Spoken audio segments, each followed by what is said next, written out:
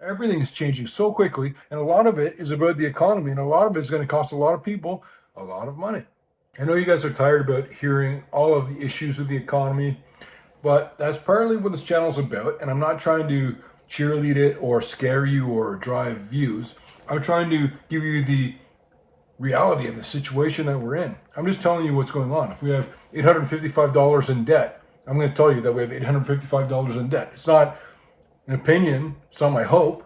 I'm just telling you the facts, and that's what makes a lot of people have a problem with my message, but some people can handle the reality, and I think you're one of them. I've got 2 pages of stuff to talk about today, but this is one of them. There's so many items that we have to address that are all a problem for the economy and potentially for stocks, for your quality of life, for your wealth, your investments. That's why you have to keep an eye on this. This is go time. Things matter now.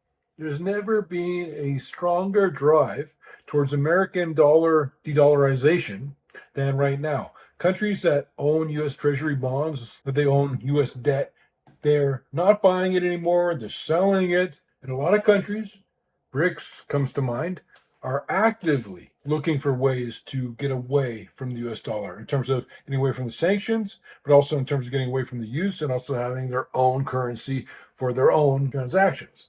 So while the US dollar is still the most commonly used currency, and it is the reserve currency of the world, partly because everybody uses it, that makes everybody use it, but it's losing some of that usage and demand every day. Every day there's less demand for the US dollars for a whole bunch of reasons. And while we technically still have the petrodollar, it's kind of a dead thing now where, yes, Saudi Arabia can sell oil, trade oil in US dollars, but they can also do it in any other currency that they want to. And you see that not only are we losing petrodollar status slowly, we're losing reserve currency status slowly. What this all means is that all these nations that have all these US dollars worldwide, which is our biggest export besides military maybe, with all these US dollars worldwide that aren't in as much demand anymore because they don't get used as much, a lot of them will eventually find their way back to American shores. And when they do that, that's going to have more dollars home to roost in our own nation. Same amount of goods, just more dollars. And that means that things will cost more. There'll be more competition for products. Inflation will increase because of de-dollarization, because of the loss of the usage of the petrodollar. And of course, when they do a huge quantitative easing monetary creation print coming up soon to pay for everything that we've already bought that we don't have enough money to pay for, when that happens, the value of each dollar decreases.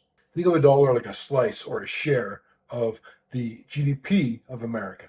When you buy a share of stock, you have one slice of that company. If there's 100 stocks and you buy a share of that stock, you own 1/100th of that company. And that's why when they put out a whole bunch more money, the value of all of those dollars declines. And that's why you've seen the purchasing power of the US dollar decline by about 98% or something like that over the last 100 years. We had the big scare, and that resulted in a lot of people working from home. And so all of a sudden, there's all these big office buildings that are half empty, and the owners of those office buildings who have a mortgage with a bank to pay for the property, they don't have the money coming in from the renters anymore, and they can't pay their mortgage. And who's on the hook for that? The banks. The property developer, the building owner will go bankrupt, walk away, disappear. But then the banks are still sitting there left holding the loss of money. And then this is all happening soon. And a lot of these banks are going to take big financial write downs, which will be very problematic for the entire banking sector. And it's going to have a lot of negative consequences in terms of the overall stock market as these banks start recognizing the lack of incoming funds that they need to pay for the assets that they have on the books. And speaking of that time in life, you'll remember that the supply chains got all backlogged. And supply chains were absolutely messed up. And you guys remember that it did affect prices, availability of things. It was a focus. It was a problem. And now we're having supply chain issues again, only this time it's completely different. It's not that there's boats with cargo floating off of the ports.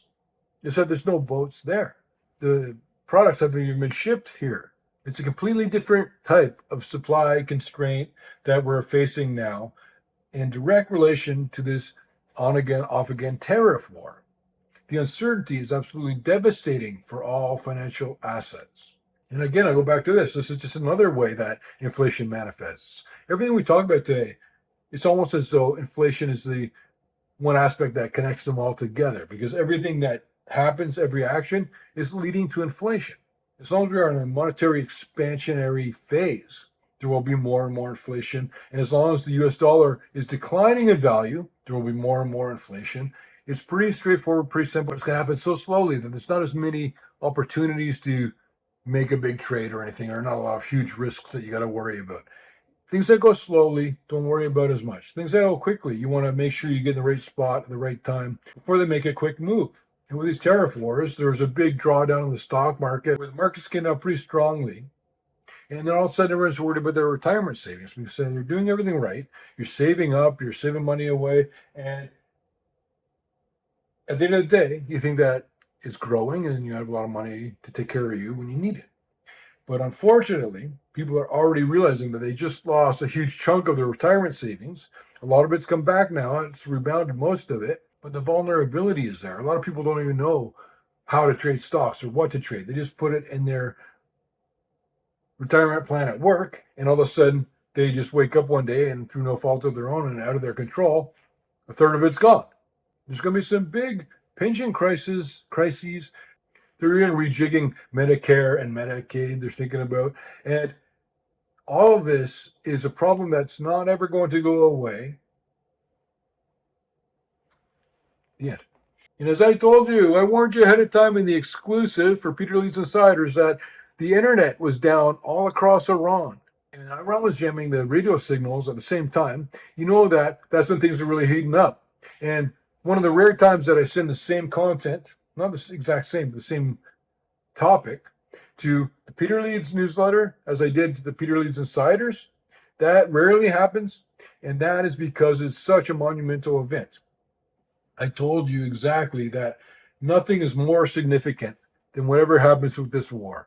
It's more important than inflation, more important than retirement savings, it's more important than getting into the next big stock. And as a secret to absolutely no one, but it was a secret to most people when I started talking about it, is that the great American debt bomb is obviously going to explode. But the point is, it eventually will, and when it does, that's going to be a massive, massive problem.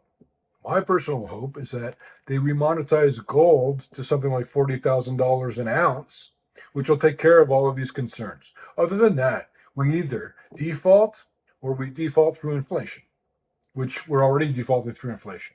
And people trying to get greedy or make money or look for the next thing that's going to change their life, a lot of them bought into artificial intelligence and all these tech companies that I'm concerned about. I don't trust the stock market at all.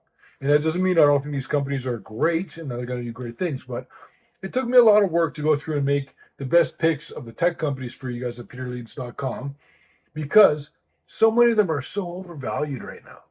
Because, yeah, it's great. 3D printing with artificial intelligence and yada, yada, and drone something, this and that. And all of a sudden, people are paying $5 a share for a company that is worth maybe negative 20 cents. If and when this even current stock market bubble, not just a tech bubble, but somebody's going to set it off, at some point, reality will cost everybody a lot of money. Except for some people at the same time will actually enrich themselves because they positioned in the right investments at the right time. But if I had to pick something that's going to start becoming an issue now, it would be real estate. I believe that this is finally going to start doing what I've been expecting for a while. I was super early, I know. Just wait. Right now, there are 500,000 more sellers across America than buyers. And that's the most that's ever been on record. And it's going to result in the beginnings of this entire market turning the other way with the recession. When they come together at once, so many things are going to happen, and there's going to be tremendous dozens and dozens of opportunities all around you that you can take advantage of if you're starting to think about this stuff now rather than waiting until the moment where everybody else is panicking and reacting. You should already be sitting pretty. Redfin reports that there's 34% more sellers in the market than buyers. At no other point in records dating back to 2013 have sellers outnumbered buyers by this much. And so, I mean, pick your poison. Any one of these could completely derail everything. And I don't want you guys to get the wrong idea from this video. It's not about finding the one thing that's going to happen next. It's about how all of this, and I always tell you this is all one thing.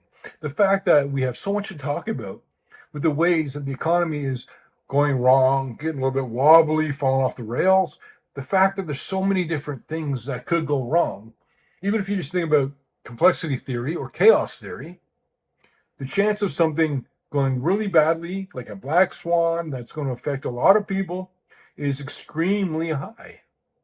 It's actually, in fact, higher probability wise than the fact of it not happening. It's more likely to happen than not. A black swan that's going to be massively financially painful, deteriorates to the quality of life, making things harder for you. And it's a bad message, and no one likes to hear this, but you can go on YouTube and find a whole bunch of good messages. There's millions of them. But for now, this video is about what you can do to land on your feet to help the people you care about. And one way is to keep an eye on all of these things. And one way that's better than any, in my opinion, to keep an eye on every single one of these bogeys is by becoming a Peter Leeds insider. Because then you have me in your pocket and I'm keeping an eye on stuff for you. And I'll let you know when it's time to sell your gold mining stocks, when it's time to invest in technology again, when it's time to avoid various types of investments. It all comes to being a Peter Leeds insider. And all you got to do is go to peterleeds.com/insiders, and then you got me connected to you for the rest of your life.